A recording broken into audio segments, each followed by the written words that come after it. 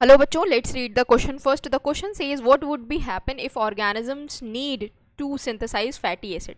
तो बच्चों अगर किसी ऑर्गेनिज्म को फैटी एसिड की ज़रूरत पड़ेगी तो क्या होगा। हमें ऑप्शन में दिया हुआ है acetyl coenzyme A would be withdrawn from the pathway, या acetyl co A would be further broken down, ethanol would be released, glycerol would be released. तो हमसे यहाँ पर फैटी एसिड के बारे में पूछा गया है। तो बच्चों फैटी एसिड को हम सबस्ट्रेट में कब यूज़ करते हैं, जब हमारे पास फैट होता है। तो फैट जो है वो दो पार्ट में टूटता है।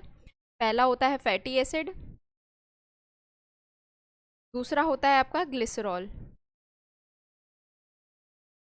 अब जब फैटी एसिड को जाना होता है as a substrate respiration pathway में, तो वो क्या करता है, वो कन्वर्ट होता है किसमें, एसिटाइल कोएंजाइम ए में। अब कोएंजाइम ए एसिटाइल कोएंजाइम ए में कन्वर्ट हो गया तो वो आगे रेस्पिरेशन में पार्टिसिपेट कर सकता है, क्रैब साइकिल में चला जाएगा।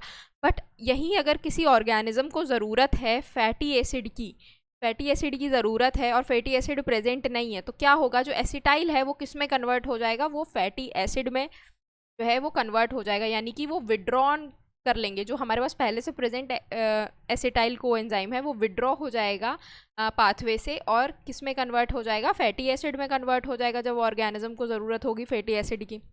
तो यहाँ ऑप्शन में क्या दिया हुआ है, ऑप्शन में हमें दिया हुआ है acetyl coenzyme A would be withdrawn from the pathway. तो बिल्कुल सही है। यहाँ पर जब हमें ज़रूरत होगी फैटी एसिड की तो एसिटाइल कोएंजाइम ए जो है वो विड्रॉ हो जाएगा पाथवे से रेस्पिरेशन के। तो आंसर क्या हो जाएगा, आंसर आपका हो जाएगा ऑप्शन नंबर ए। बाकी के ऑप्शन देख लेते हैं। बाकी में आपको दिया है एसिटाइल फर्दर ब्रोक हो जाएगा तो ये गलत है, इथेनॉल रिलीज हो जाएगा तो ये भी गलत है, ग्लिसरॉल जो है वो रिलीज होगा तो ये भी गलत है। करेक्ट आंसर आपका ऑप्शन नंबर ए है। होप आप लोगों को सोल्यूशन समझ में आया हो। Thank you, all the best.